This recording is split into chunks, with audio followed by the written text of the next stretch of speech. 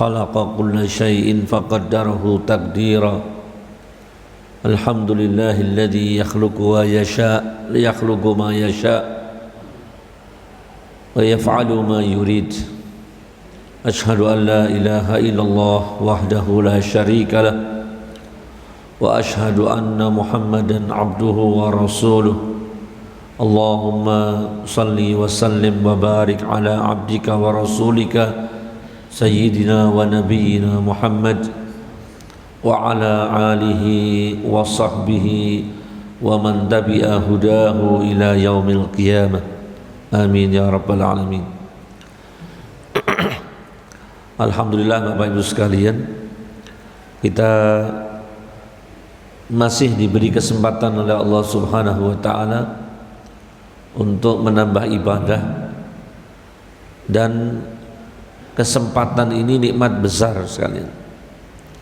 Sekali lagi, kesempatan ini nikmat besar.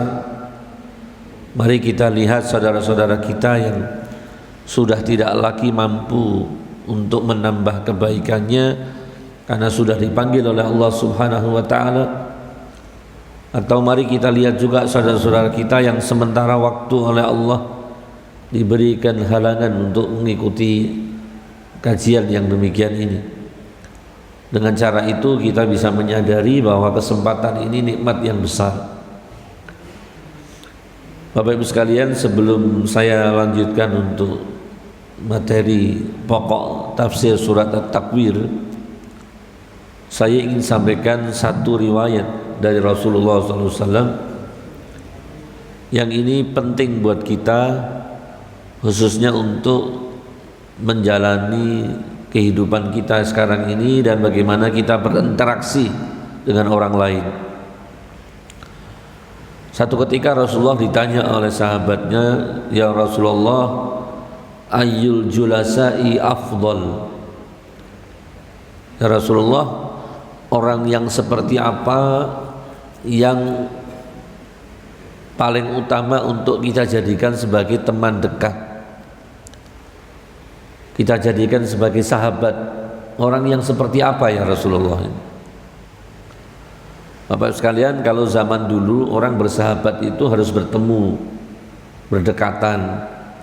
Tapi kalau zaman sekarang ini orang bersahabat, bergaul dengan orang lain, itu bisa berada pada jarak yang berjauhan, bahkan bisa ribuan kilometer karena kemajuan teknologi.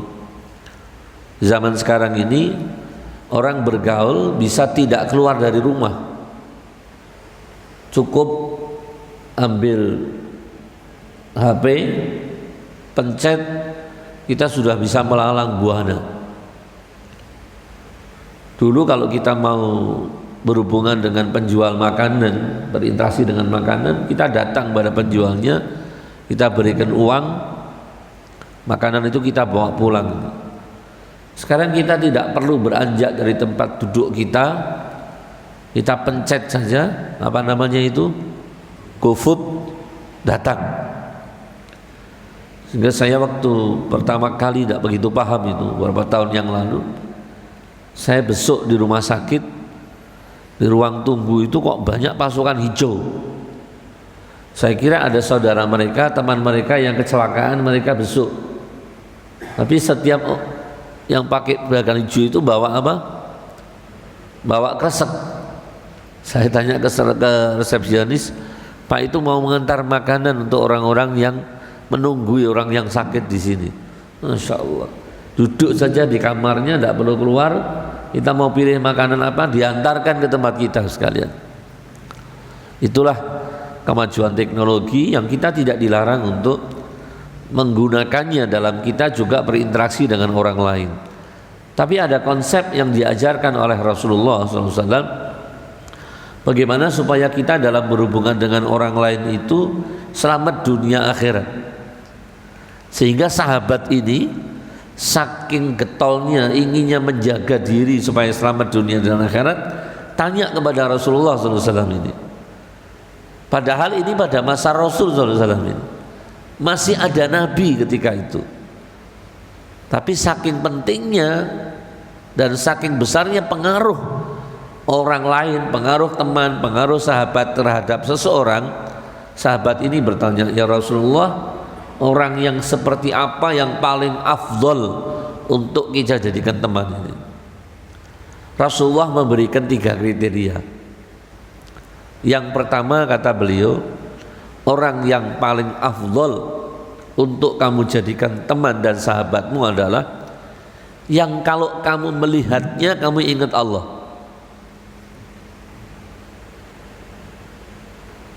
Sederhana sekalian. Kalau kamu melihat orang itu, kamu ingat Allah Subhanahu wa ta'ala. Alladzi ru'yatuhu tudzakirukumullah.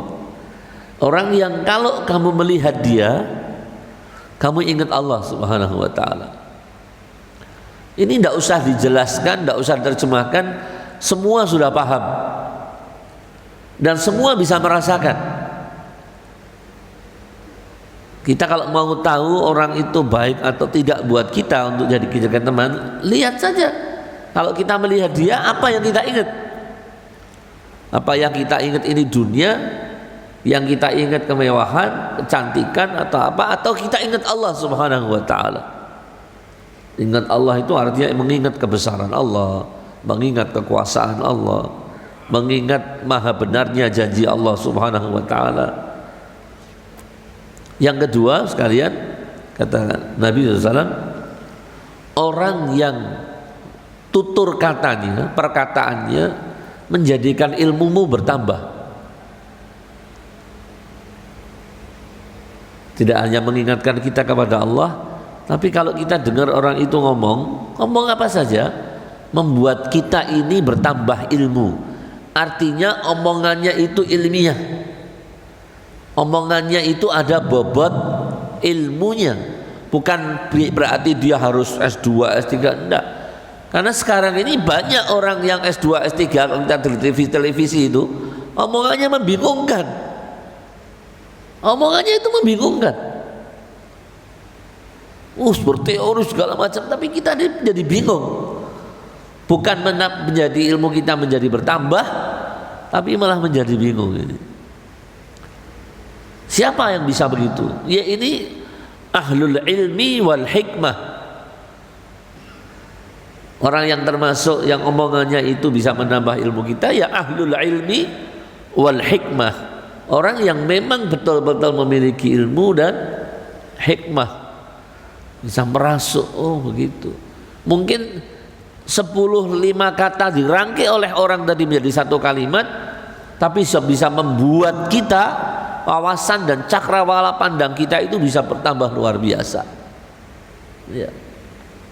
Tentu yang paling utama di antara orang yang punya sifat itu adalah Kanjeng Nabi SAW. Tidak ada yang manusia yang melebihi Nabi dalam hal ahlul ilmi dan hikmahnya, tidak ada. Karena Nabi itu la yantiqu anil hawa in huwa illa wahyun yuha. Nabi tidak pernah gedobral, tidak pernah ngomong hanya berdasarkan ngikuti nafsunya. Tapi yang disampaikan oleh Nabi itu adalah petunjuk wahyu dari Allah Subhanahu wa ta'ala. Jadi kalau orang tidak pernah menjadikan Al-Quran sebagai hadis dalam referensinya ketika dia berbicara, itu tanda bahwa kita tidak boleh banyak mendengar perkataannya. Termasuk, maaf, ini politisi-politisi Indonesia itu membingungkan sekali, membingungkan, ya. Sekarang ini masih rame-ramenya berita tentang penangkapan komisioner KPU, Pak siapa? Pak Agus apa?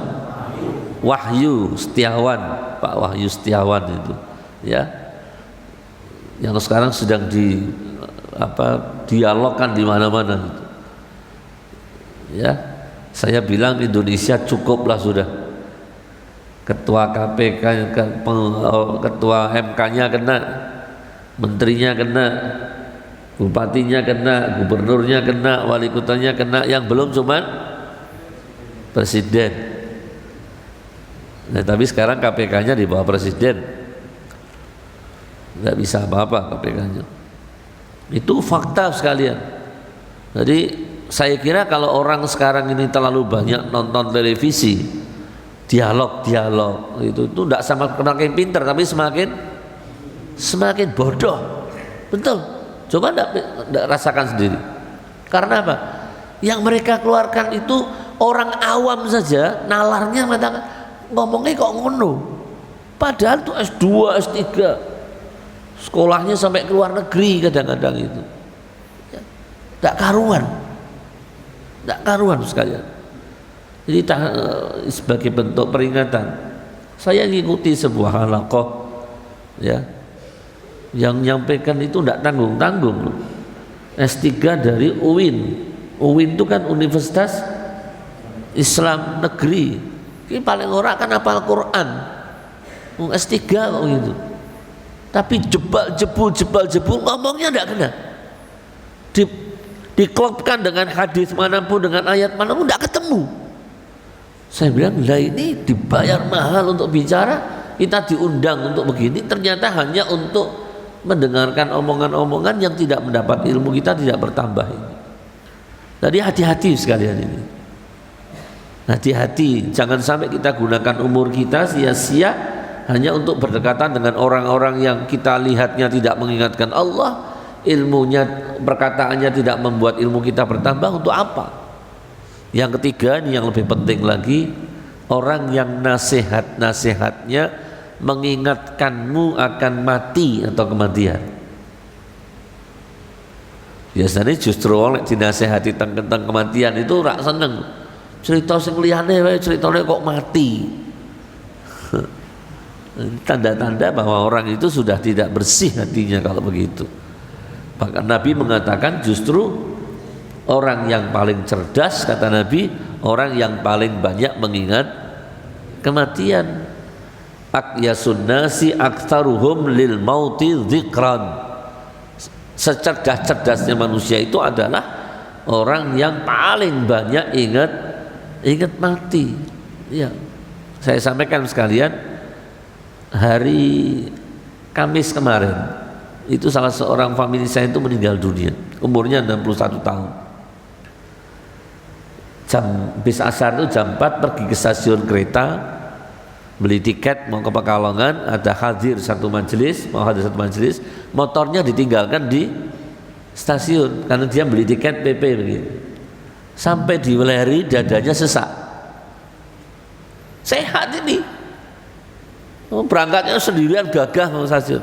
Sampai di Weleri dadanya sesak sampai begitu, sebelahnya ngelihat. Ini kondisinya kritis, artinya tidak wajar. Tidak sadar.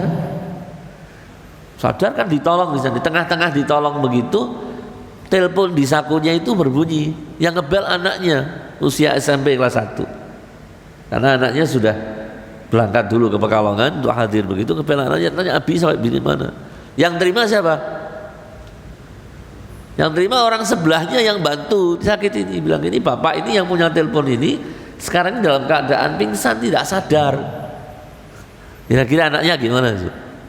Api diturunkan di Weleri oleh KAI kereta, dibawa ke rumah sakit Islam Kendal, masuk IGD, menghembuskan nafas terakhir. Saya tanya, yang seperti itu mungkin tidak menimpa kita? Mungkin. Jangan dikira kita sehat-sehat begini terus mau sombong, tidak bisa. Ingat itu. Jadi orang yang diingatkan oleh seseorang akan kematian, itu berarti orang yang mengingatkan itu sayang kita, supaya kita tidak lalai. Nah sekarang sekalian, coba semua sahabat-sahabat kita, teman-teman kita ini yang banyak itu, mari kita ukur dengan 3 kriteria ini. Yang sesuai kriteria tadi itu banyak apa sedikit? Hah? Sedikit, bahkan mungkin bisa jadi langka. Yang lainnya itu adalah yang memotivasi kita, omahmu gawe sing luwih apik, nek sik kuat seger ya bojone, maaf ini, ingatkan dunia saja. dipompa terus kita begitu. Tapi tidak ada tiga-tiganya yang kita peroleh ini. Melihat dia kita tidak ingat Allah, mendengarkan omongannya ilmu kita tidak bertambah, nasihatnya tidak mengingatkan kita kepada kematian. Nah sekarang pertanyaannya, orang-orang yang seperti itu adanya di mana? Di masjid, di majelis taklim, di lingkungan-lingkungan yang betul-betul bersih, yang sehat, adanya di situ. Padahal keberadaan kita di situ hitungannya hanya jam atau bahkan mungkin menit atau bahkan mungkin ya menitan saja. Yang selebihnya waktu kita itu berada di tempat-tempat, maaf ini, kongko, ngobrol, lagu dan sebagainya. Ya. Saya alhamdulillah terus terang saya bersyukur, saya kalau di kampung itu paling sungkan ya menggunakan pos kamling untuk apa itu? Ngobrol. Iya. Sis kamling ngobrol, pulang kerja ngobrol, pagi ngobrol gitu. Entek waktunya begitu. Guran saja. Dan waktunya tidak sia-sia. Saya alhamdulillah sekarang sangat jarang, mungkin 2-3 hari sekali nonton televisi kalau kebetulan ada teman yang memberitahu ada seorang yang mau tampil yang bisa dengar. Alhamdulillah itu.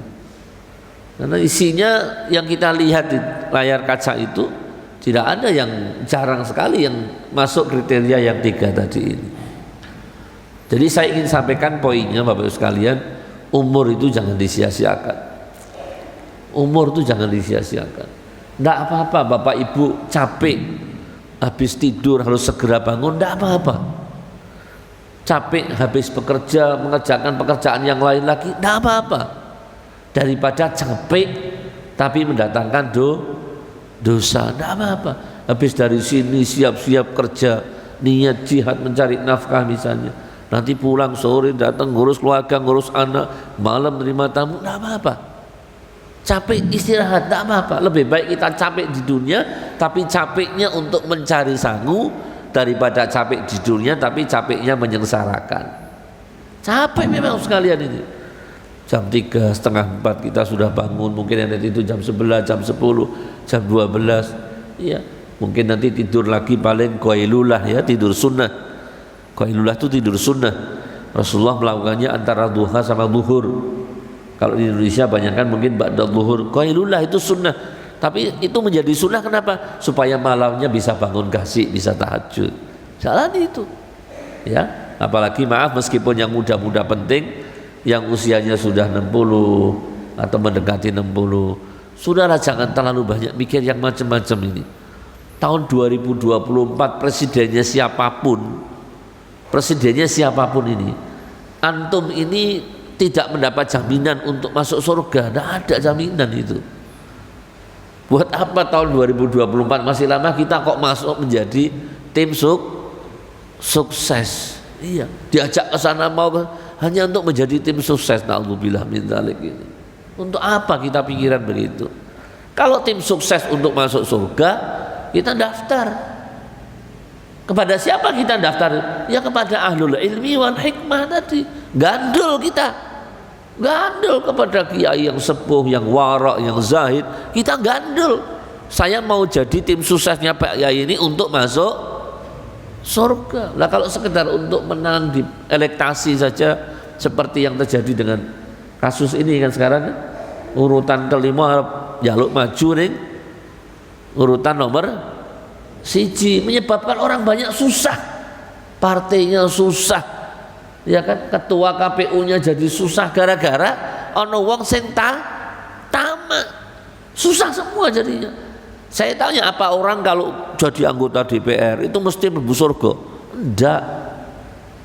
Tapi insya Allah kalau menjadi orang yang dekat dengan ahli ilmi wal hikmah, itu ketarik nantinya begitu. Maka Bapak Ibu sekalian, coba ini hadis sahih. 3 sifat, 3 kriteria tadi kita jadikan alat untuk mencari teman, kita jadikan alat untuk mencari sahabat. Kalau kira-kira tidak memenuhi 3-tiganya, golek sing liyane. Ojo cedak-cedak begitu. Iya. Yang dekat dengan kita tidak memberikan yang 3 tadi itu, sudahlah saya kepingin cari surga kok, tidak mau cari yang itu saja. Nah, mudah-mudahan bermanfaat sekalian ya. Dan insya Allah untuk kajian-kajian selanjutnya saya tidak hanya ingin menyampaikan tafsir, tapi saya ingin menyampaikan, menyisipkan pesan-pesan Rasulullah SAW untuk supaya kita ini bisa lebih lurus dalam hidup ini ya, supaya lebih bermanfaat. Baik sekalian, tadi sudah disampaikan oleh imam kita ya, kita sampai pada ayat yang kelima. Ayat 1 sampai dengan ayat yang ke-6 itu menerangkan tentang 6 kejadian mendekati puncak kiamat. 6 kejadian mendekati puncak kiamat yang diawali itu dengan peniupan trompet yang pertama yang diperintahkan oleh Allah kepada malaikat Israfil untuk meniup. Apa 6 peristiwa yang mendekati kiamat tadi? Syams, matahari dikuwirat, digulung, dilipat, dililit. Artinya oleh Allah disirnakan cahayanya, otomatis bumi menjadi gelap. Sudah bayangkan sajalah, bukan kelurahan Kauman yang menjadi gelap, tapi bumi. Anak saya itu kalau dalam rumah lampu mati, dia langsung keluar lihat rumah tetangga. Kalau rumah tetangga itu mati, berarti mati paling tidak satu kampung. Tapi nek rumah tetangga itu nyala, berarti mati hanya di rumah sendiri, mungkin koslet. Tapi nanti kalau yang gelap itu bumi, mau lihat kemana kita? Bumi loh ini. Yang belum ada di antara kita, saya yakin yang menjelajah sampai bumi. Itu yang gelap tuh bumi, karena cahayanya dipadamkan oleh Allah, cahaya matahari. Itu makna kuwirat. Yang kedua, wa idzan nujumun kadarat. Kata inkadarat itu bisa mengandung makna saling berjatuhan, bisa juga mengandung makna keruh atau busam ya, kusam sehingga tidak kelihatan cahayanya ya. Al-qudrah pakai kaf ya, bukan pakai qaf. Al-qudrah kalau dikatakan hadzal ma'ul kadir, hadza al ma'ul kadir, itu artinya air yang keruh, pakai kaf bukan qaf. Ma'ul kadir karena dari kata kudrah itu keruh. Tapi bisa berarti inkadarat itu artinya tasaqatat, saling berjatuhan. Allah lemparkan bintang-bintang itu jatuh ke bumi. Matahari sudah tidak mengeluarkan cahaya, bintang juga sudah tidak bersinar. Mungkin ada yang bertanya sekalian, lah bulan di mana? Kenapa tidak disebutkan di sini? Bulan itu munculnya waktu malam. Kalau matahari ketika siang sudah diambil oleh Allah sinarnya, maka kegelapan malam itu bersambung dengan kegelapan siang, sehingga bulan tidak perlu disebutkan.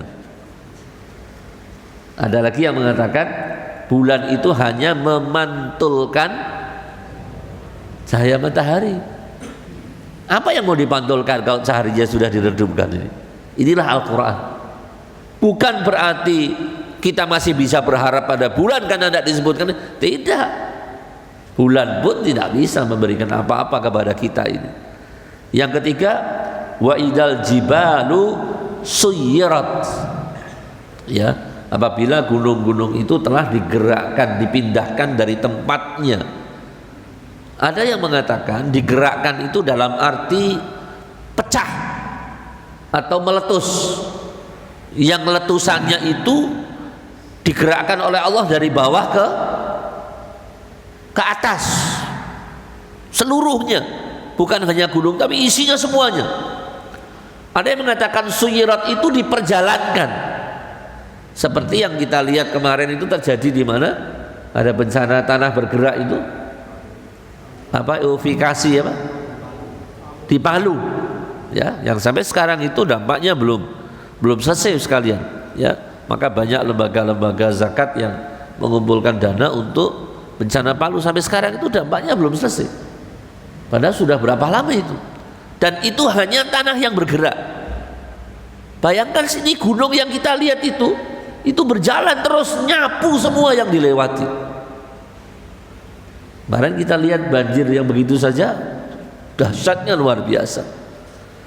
Ya, ada yang mengatakan suyirat itu dalam arti gerakan oleh Allah, diletuskan sehingga letusannya itu bergerak ke atas. Ada yang mengatakan gunung itu diperjalankan suyirat seperti manusia yang berjalan di muka bumi ini. Ini gunung sekalian, ya. Kemudian yang keempat, wa idzal isyaru uttilat.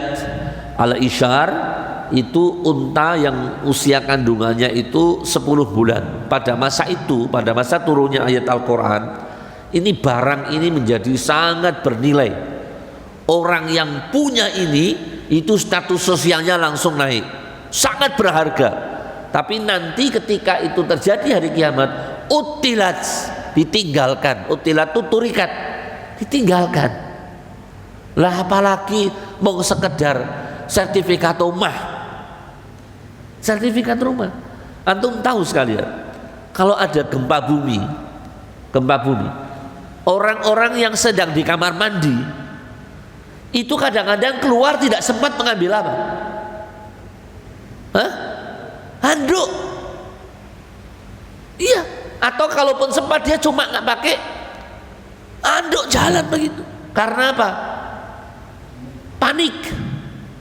Ini bagaimana kejadian nanti manusia ini? Kenapa Allah tidak menerangkan bagaimana manusia, bagaimana yang diterangkan gunung, matahari. Manusia itu kecil. Untuk menimbulkan satu perasaan pada manusia, kalau semua yang besar-besar dibegitukan oleh Ta'ala, manusia ada apanya sekalian, ya. Meskipun ada yang mengatakan yang tinggal ketika itu hanya orang-orang kafir saja, orang-orang yang mukmin sudah dimatikan oleh Allah Subhanahu wa Ta'ala, tidak menyaksikan kejadian itu. Wallahu a'lam bishawab. Mudah-mudahan itu benar dan kita termasuk orang-orang yang tidak mengalami peristiwa kiamat. Mengalami adalah berarti menyaksikan kehancuran menjelang kiamat, menjelang puncaknya kiamat tadi, mengenai 6 kali ini. Kemudian yang kelima, wa idzal wuhusyu husyirat, binatang-binatang buas yang asalnya sangat sulit untuk dikumpulkan satu sama lain, sangat sulit untuk terhimpun, itu nanti saking paniknya mereka dikumpulkan di mahsyar, dibawa. Ada yang mengatakan binatang itu memang lari dari tempat habitatnya karena habitatnya sudah hancur, sehingga mereka pada berlarian mencari habitatnya. Ini binatang-binatang buas, al-wuhush. Nah, kita sampai di situ sekalian. Kemudian yang keenam, wa idal biharu sujirat. Sujirat itu bisa berarti airnya dikeringkan oleh Allah Subhanahu wa Ta'ala. Laut itu kering. Ada arti sujirat lagi, airnya bukan kering tapi meluap. Ya, kata orang itu kalau terjadi gerakan di lempengan bumi, gerakan sedikit saja di dasar laut itu akan menimbulkan gelombang tinggi. Bahkan gerakan hanya ukuran detik saja itu gelombangnya bisa mencapai puluhan meter di atas laut. Sehingga kalau Allah ingin membuat laut itu naik, itu dengan sangat mudah. Antara lain misalnya dengan membuat gerakan yang lebih besar pada lempengan-lempengan bumi itu, air laut itu sudah naik. Kita tahu bagaimana sekalian ini. Kalau sampai air laut itu ketinggiannya naik melampaui tempat tinggal kita dan melampaui semua yang ada di bumi ini. Kemarin mobil itu kan kayak apa? Mainan anak-anak ya. Lari ke sana, lari ke sini. Itu baru banjir bandang. Banjir bandang itu artinya kalau dikatakan di sini al-bihar, itu semua laut di jagat ini, baik yang airnya tawar maupun yang airnya asin, dipertemukan oleh Allah, airnya dilimpahkan oleh Allah ke bumi ini sekalian ini. Samudra bukan laut lagi sekalian ini. Mau kemana kita? Wa idzal biharu sujirat. Nah, 6 peristiwa ini itu adalah peristiwa besar, bahkan maha besar, maha dahsyat menjelang puncak kiamat. Itu adalah kehancuran alam secara total.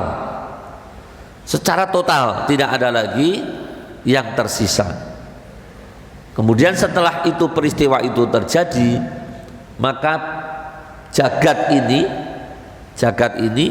karena sudah tidak ada lagi istilah atas dan bawah.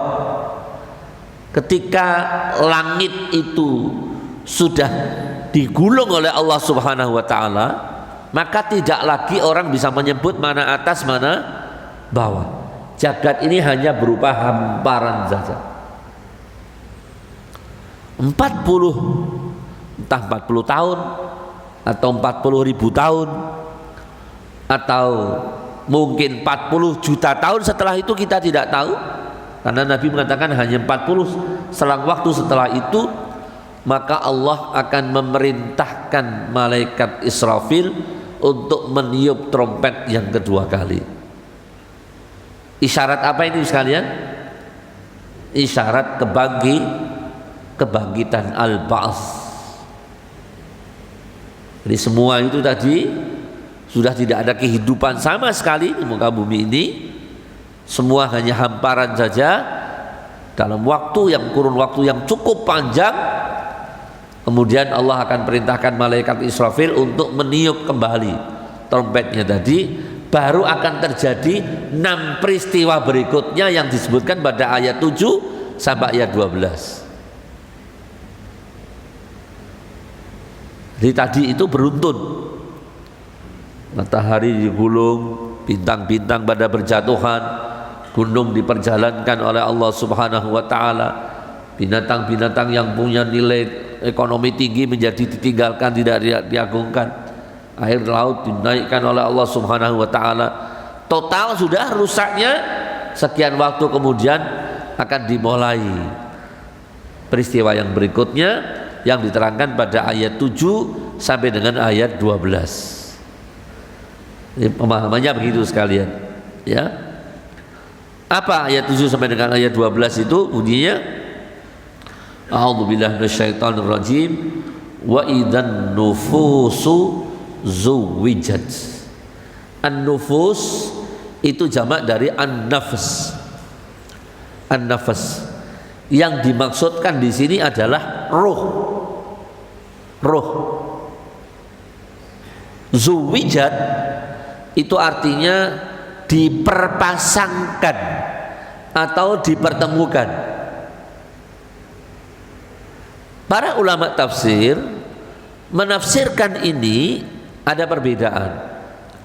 Ada yang mengatakan maksud ayat ini adalah bahwa ruh dan jasad manusia disatukan kembali.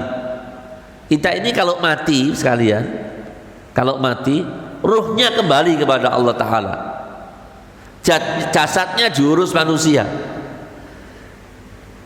Saya tanya sekalian, yang punya nilai quantity, yang punya quality itu jasad apa ruhnya? Amal yang kita lakukan itu tersimpan dalam jasad atau ruhnya? Dalam ruh. Jadi ruh itu seperti ada chipnya.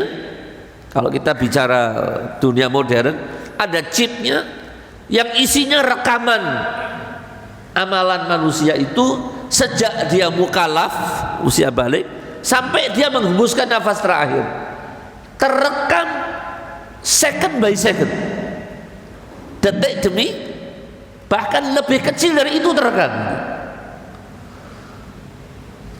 lengkap. Tidak ada yang ini memorinya tidak bisa diukur dengan gigabyte atau dengan apapun, tidak bisa diukur. Kalau kita punya HP, kalau memorinya penuh tidak bisa memuat lagi. Tapi kalau ini tidak akan penuh memorinya sebelum orang itu mati saat ruhnya dipisahkan ini. Jadi orang sangat salah sekalian kalau dalam hidup yang dipelihara berlebihan itu jasad, itu salah. Sama saja dia menyediakan makanan yang lezat untuk siapa? Hah? Untuk cacing. Iya. Dikiranya kalau kita keluar masuk salon, sekian macam lotion kita oleskan di kulit kita, lalu cacingnya akan mengatakan, gua nggak ganggu orang inilah, kasihan dia sudah merawatnya bagus-bagus, saya tak ngelawat kelasnya Bilal saja. Tidak. Maka Kanjeng Nabi bilang orang seperti Bilal, kulitnya hitam, lambenya tebal, matanya besar belalak, rambutnya keriting, mazharnya, tampilannya secara fisik tidak menyenangkan. Delak, aduh, wong kok kayak ngono. Tapi Nabi mengatakan, aku mendengar suara terompah Bilal di surga. Iya. Karena laisal amalu fil jasad bil jasadi wa innamal amalu birruh. Amal manusia itu tidak nempel di jasad, nempelnya di ruh. Pertanyaannya, lalu apa artinya jasad? Jasad ini ibarat nelayan jalanya, jala. Tahu jala? Jaring. Kita pakai untuk jaring pahala. Kalau sudah selesai, jaringnya tidak digunakan. Masuk jaringnya yang mau digunakan? Yang berguna apa? Ikan yang dijaring dengan jala tadi, dengan jaring tadi itu. Maka kalau ada orang meninggal, kok jasadnya, maaf ini, kecelakaan di pesawat, yang ditemukan kok cuma tangannya saja, Allah tidak peduli, wong tidak ditemukan semua juga tidak apa-apa kok. Karena chip tentang amal tadi menempelnya di mana? Di ruh. Ruh itu orang matinya dengan cara apapun, termasuk mati dibakar, mati bunuh diri, ruhnya kembali kepada Allah Ta'ala. Dan kita tidak bisa merekayasa. Direkayasa kayak orang Arab adol mobil itu, kilometernya diputar, wis jalan 100.000 kilo diputar jadi 50. Roh kita tidak punya campur tangan begitu. Kita hanya diberi kesempatan oleh Allah untuk mengisi ruh tadi yang ada chip, ada memori amalnya tadi dengan amal-amal kita. Mau diisi dengan amal yang baik, mau diisi dengan amal yang buruk, silahkan saja. Nah, para ulama menafsirkan wa idzan nufusu zuwijat itu adalah ketika ruh-ruh yang ketika mati itu sudah dipisahkan, nanti disatukan lagi dengan jasad. Orang-orang kafir ketika mendengar berita ini, dia tanya, mayyuhyil idhama wa hiya ramim. Loh, lah ruh Pak disatokkan dengan jasad bagaimana? Wong jasadnya wis dadi serbuk, tulang belulangnya sudah jadi serbuk itu. Allah jawab, qul, katakan Muhammad kepada mereka, yuhyihal ladzi ansha'aha awwala marrah, yang akan menghidupkannya kembali tulang belulang, daging yang sudah hancur tadi itu adalah yang menciptakannya pertama kali. Maksudnya Allah mengajak kita berpikir, manusia, apa kamu tidak berpikir yang menciptakan kamu pertama kali itu siapa? Kok kamu anggap Allah tidak mampu membangkitkan kamu kembali? Maka makna wa idzan nufusu zuwijat itu adalah dipertemukannya ruh dengan jasad. Tapi ulama tafsir yang lain menafsirkan berdasarkan ayat Al-Quran juga, mereka mengatakan wa idzan nufusu zuwijat itu adalah dikumpulkannya orang-orang baik bersama orang baik, dikumpulkannya orang buruk bersama dengan orang buruk. Wa idzan nufus, dan apabila jiwa-jiwa itu dipersatukan. Artinya dipersatukan, sing apik dikumpulke karo sing apik, sing elek dikumpulke karo sing elek. Kullu umam, ayat Al-Qur'an itu ada di dalam surat Waqiah, surat kalau tidak salah surat Waqiah.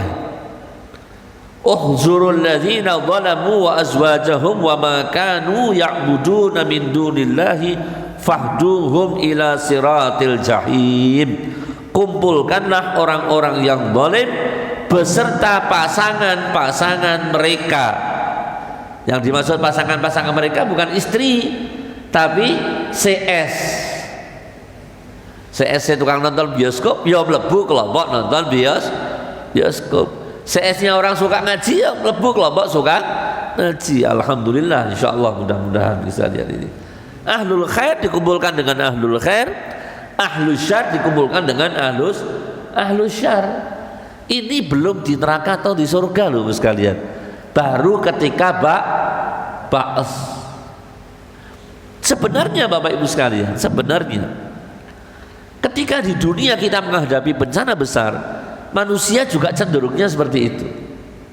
Mereka akan kelompok kepada yang biasa mereka datangi. Kalau orang-orang yang ahli masjid, dia tahu bagaimana dia harus bersikap ketika ada bencana. Orang-orang yang tidak ahlu dzikir, tidak mengenal Allah, dia bingung begitu. Nanti juga begitu sekalian. Tidak bisa sing ireng mlebu ning putih, sing putih mlebu ning ireng. Tidak bisa. Sudah sedemikian rupa diatur oleh Allah Subhanahu wa taala. Manusia itu nanti ketika bangkit menuju dengan kelompoknya masing-masing gitu. Ada ashabul yamin, ada ashabus shimal.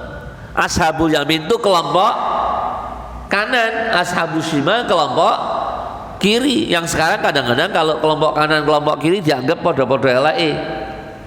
Ada katanya ekstrim kanan, ada ekstrim kiri. Nah, kalau Al-Quran enggak, yang kanan itu dipakai untuk ibarat yang baik, yang kiri dipakai untuk ibarat yang buruk. Ada ashabul yamin, ada ashabul shimal. Ini menurut penafsiran ulama yang lain yang mengatakan bahwa disatukannya itu bukan kalau roh dipertemukan itu sudah pasti, tapi yang jelas orang-orang itu nanti akan dikelompokkan sesuai dengan pengelompokannya ketika hidup di dunia. Kita bergaul dengan siapa. Maka kalau ada orang mati, kita dianjurkan untuk mempersaksikan dia di hadapan Allah bahwa orang yang mati itu ahlul khair. Tapi saya nggak ngerti mau khair gitu aja. Ya kan? Asal bengok khair nggak ngerti apa-apa. Iya. Tapi itu ibarat doa. Ishadu bi annahu min ahlil khair. Saksikanlah bahwa dia termasuk orang-orang yang baik. Tentu masing-masing punya pengalaman. Dia punya pengalaman dengan yang si mayit ini baik, maka mengatakan ahlul khair. Khairnya itu bisa beda-beda, artinya sama-sama baik. Saya punya pengalaman tentang sedekahnya dia, orang lain mengatakan saya punya pengalaman tentang misalnya kesabaran dia. Maka semua jawab ahlul khair, ahlul khair, ahlul khair. Itu boleh, tidak bid'ah. Tetapi itu bukan vonis.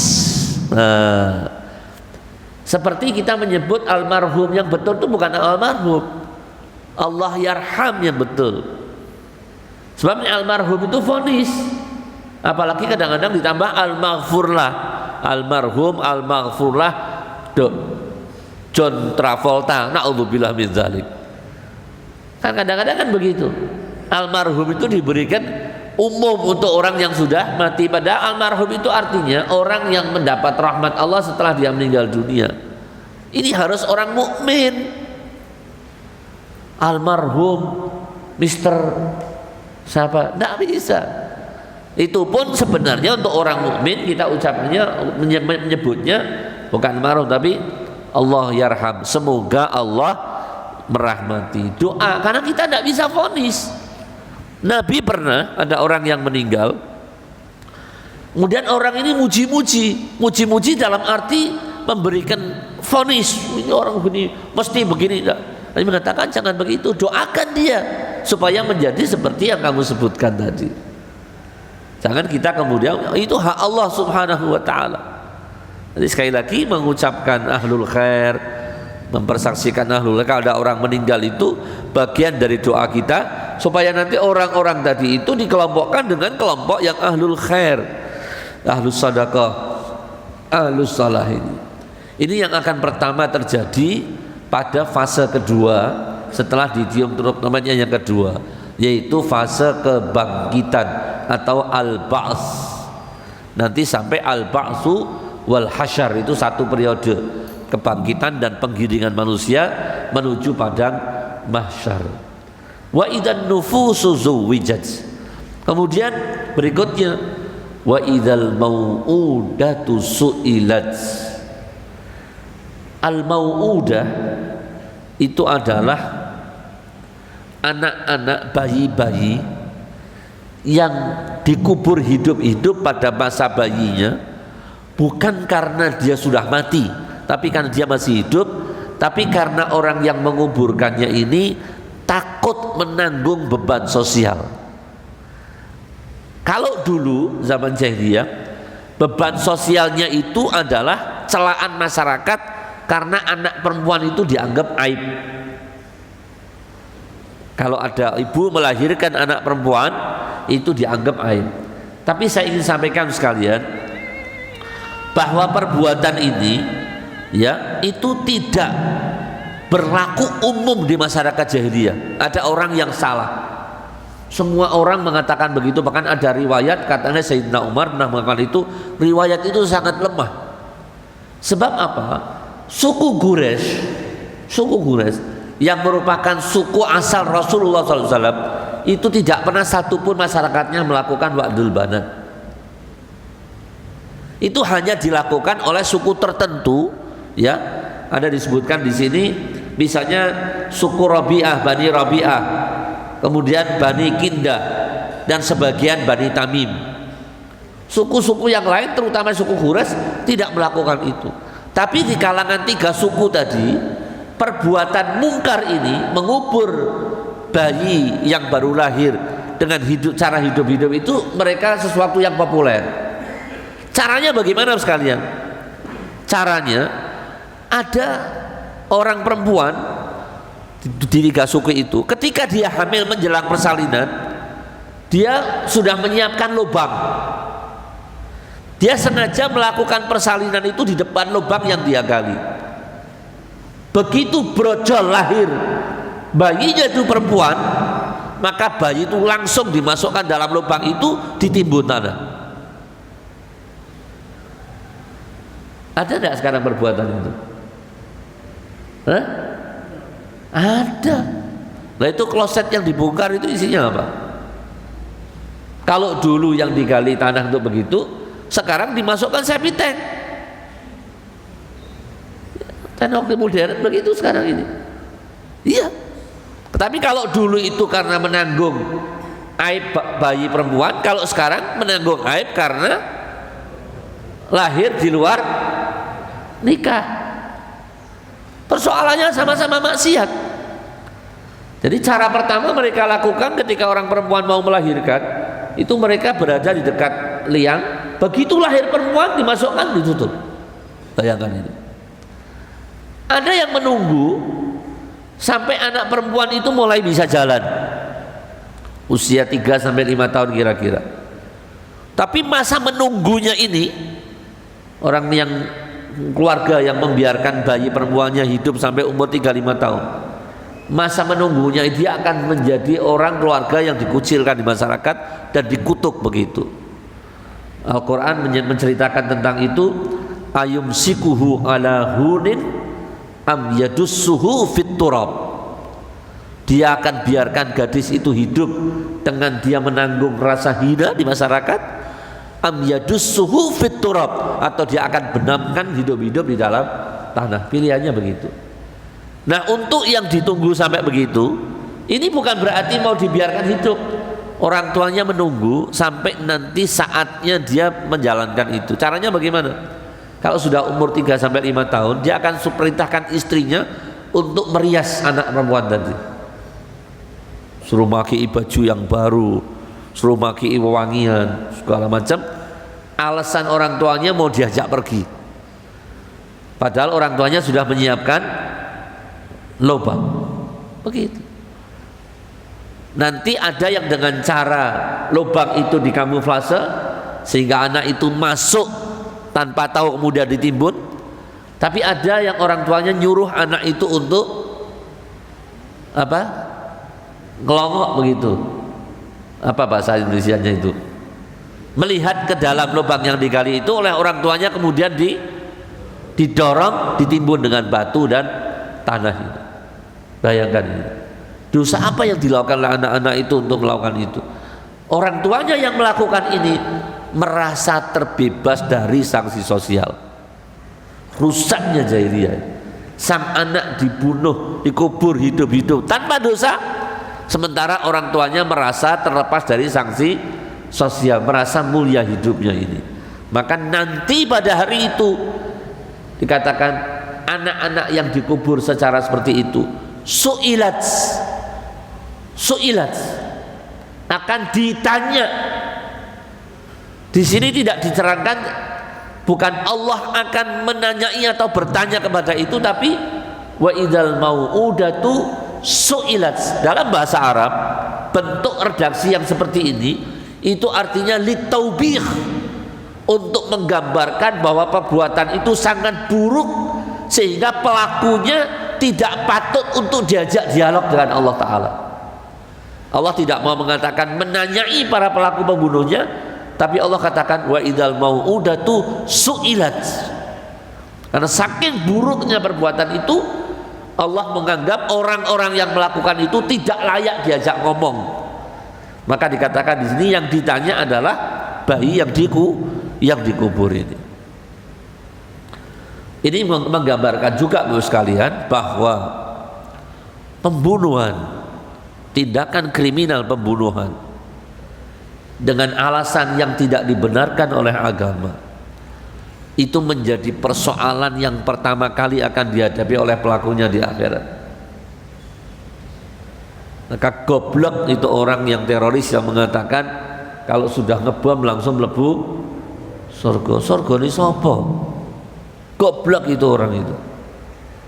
Diprovokasi oleh orang-orang yang tidak ngerti, meledakkan diri sampai rusak begitu, lalu dianggap dia bisa masuk surga. Tindakan pembunuhan, perbuatan maksiat itu banyak.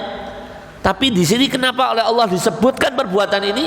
Karena perbuatan menghilangkan nyawa seseorang dengan cara yang batil itu perbuatan yang buruk.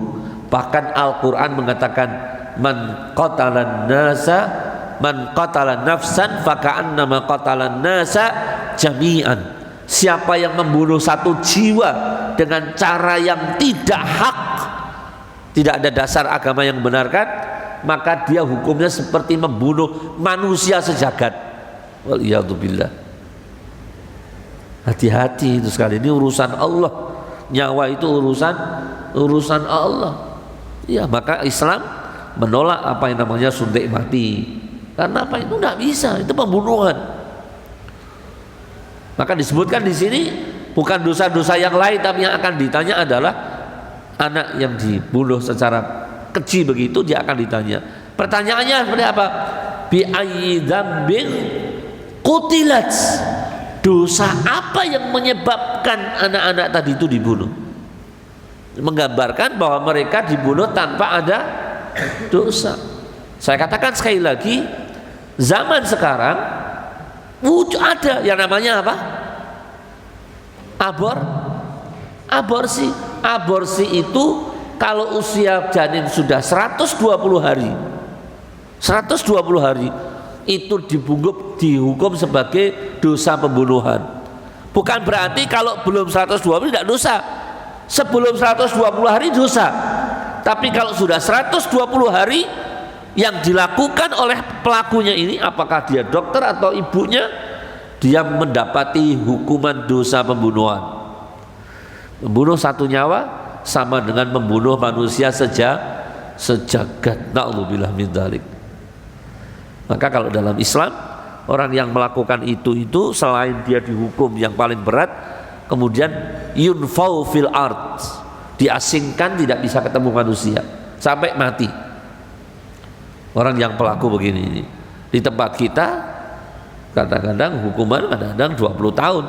Keluarga yang dibunuh itu dendam terus, menunggu pembunuhnya 20 tahun itu selesai, habisi sudah.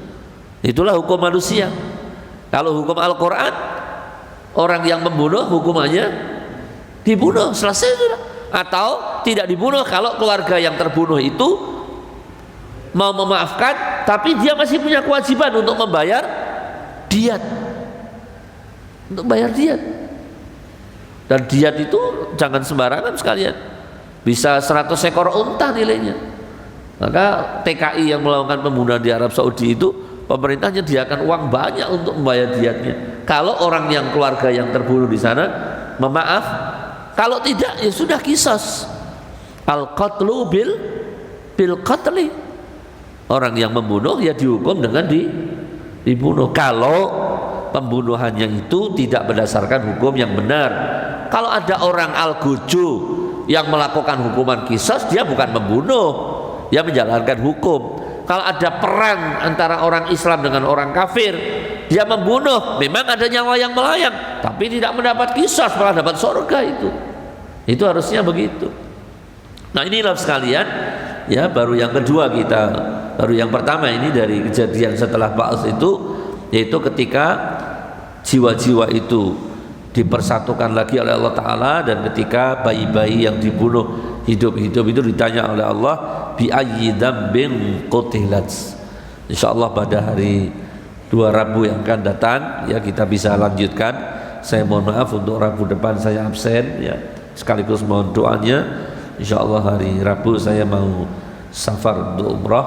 Mudah-mudahan Allah Subhanahu wa taala memberikan kemudahan, dan saya doakan mudah-mudahan jamaah ini semuanya nanti bisa ziarah ke Makkah dan Madinah untuk menjalankan ibadah umrah maupun ibadah haji.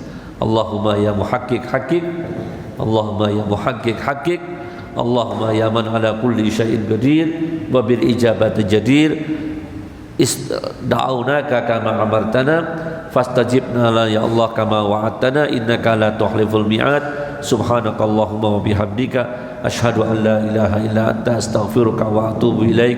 Subhana rabbika rabbil izzati amma yasifun wa salamun alal mursalin walhamdulillahi rabbil alamin wal afa minkum. Assalamualaikum warahmatullahi taala wabarakatuh.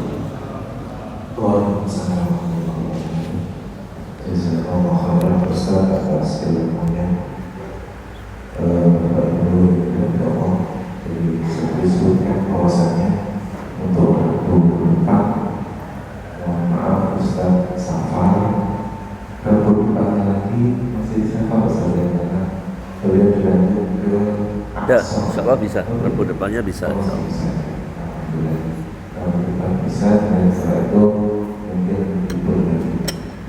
Masih ada waktu 3 menit, mungkin ada yang mau ditanya, atau mungkin saya kalau lebih bertanya Ustaz, tadi disebutkan mengenai persaksian terhadap jenazah.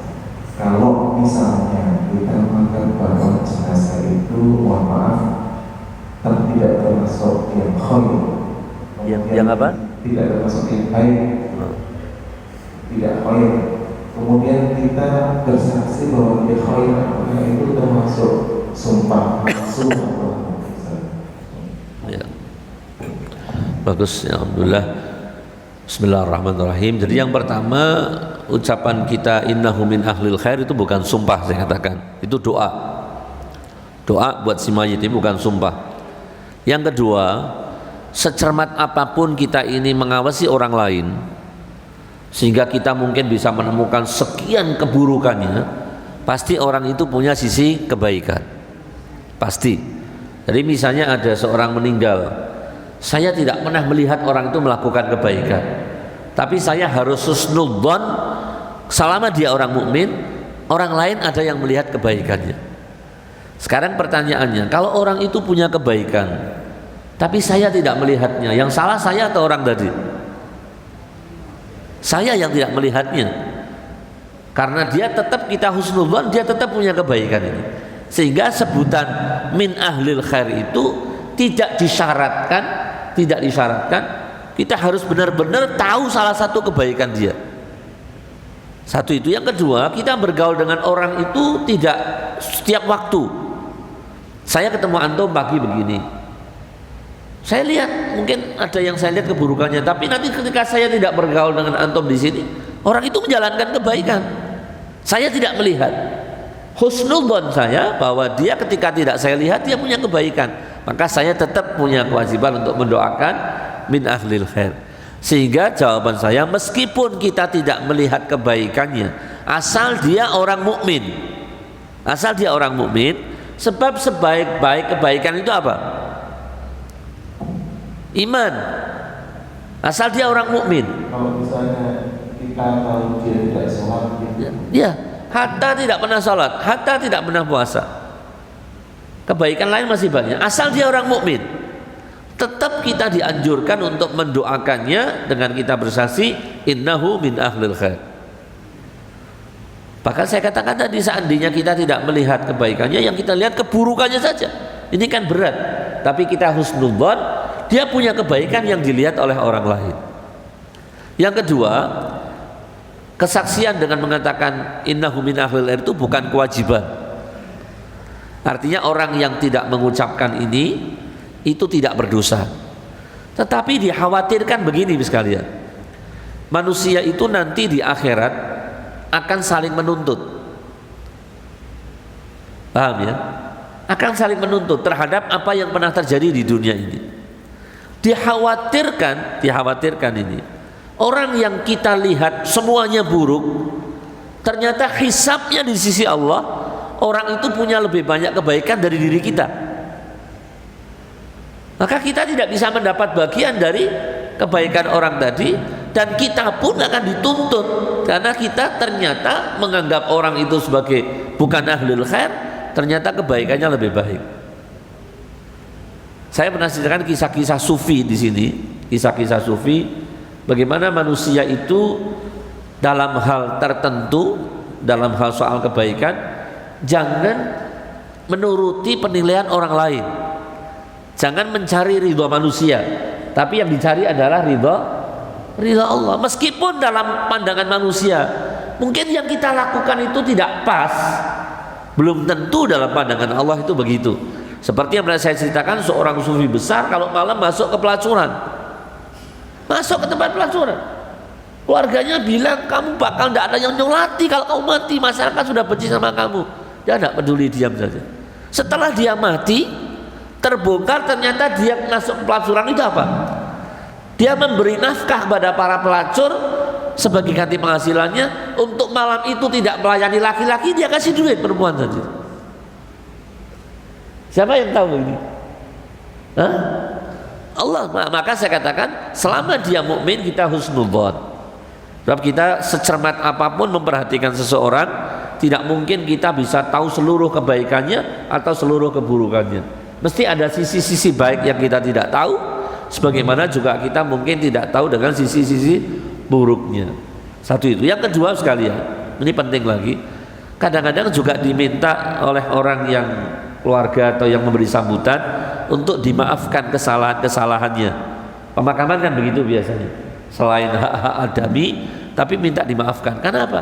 Untuk menghindari beban di akhirat. Kalau sudah selesai di dunia, itu beban di akhirnya diselesaikan oleh Allah Ta'ala.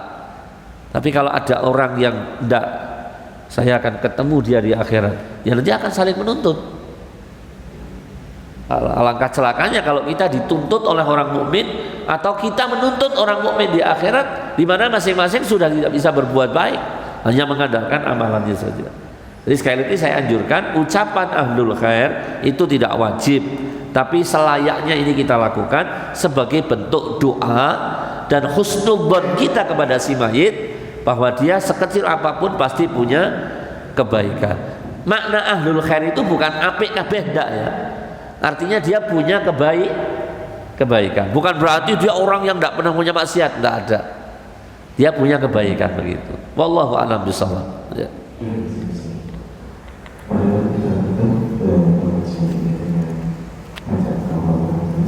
Setelah itu kita bisa melaksanakan sholat isya dan cara Bismillahirrahmanirrahim. Subhanallah wa bihamdihi, asyhadu an la ilaha illa anta, astaghfiruka wa atubu ilaik. Assalamualaikum warahmatullahi wabarakatuh. Waalaikumsalam warahmatullahi wabarakatuh.